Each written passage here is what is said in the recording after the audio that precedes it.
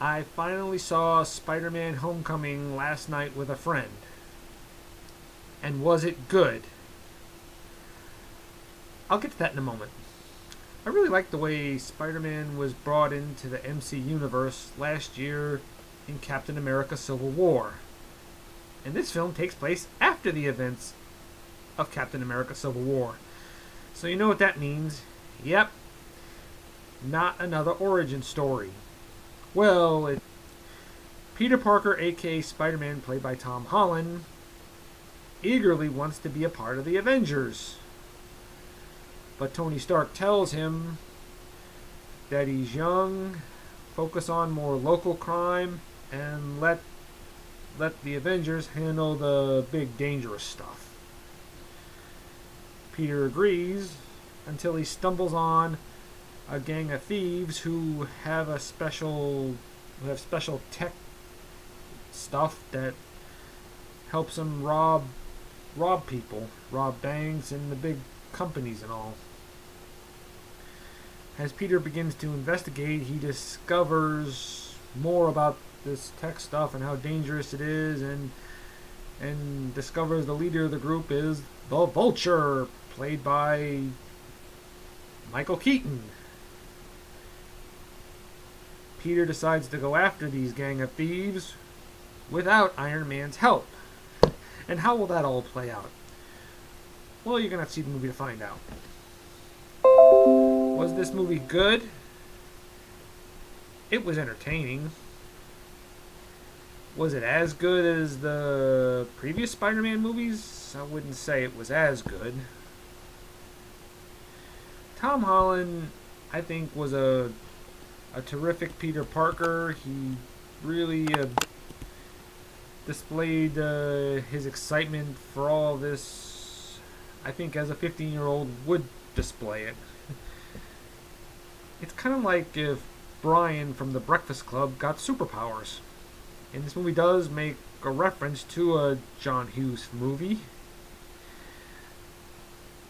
Okay, I don't know if it made a reference. It got inspired off a particular scene from a John Hughes movie, and amazingly, it shows.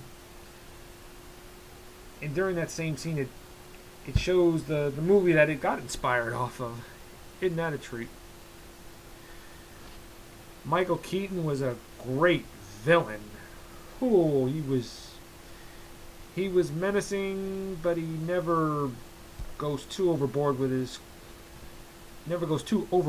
it. Oh, there are one or two scenes he does kind of downplay his character,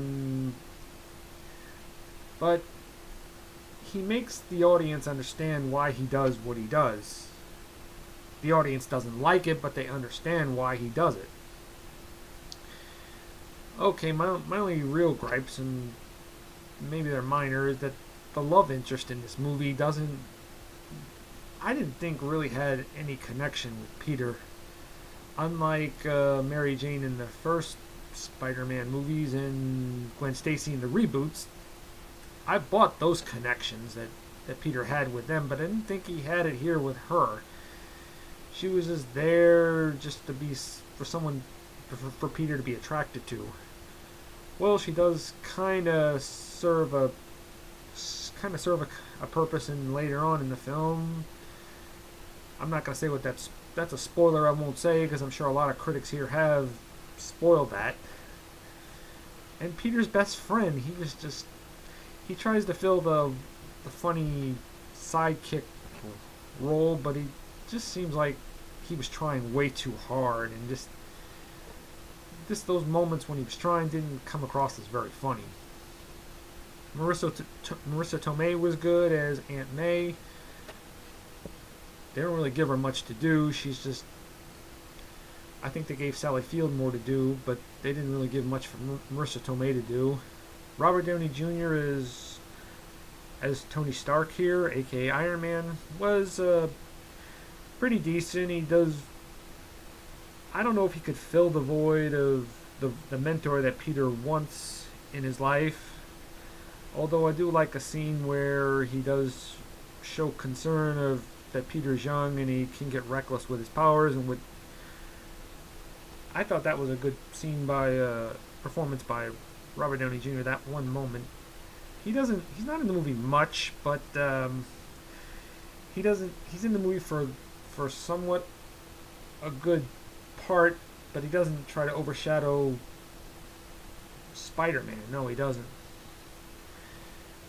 And there are a lot of Easter egg references in this movie that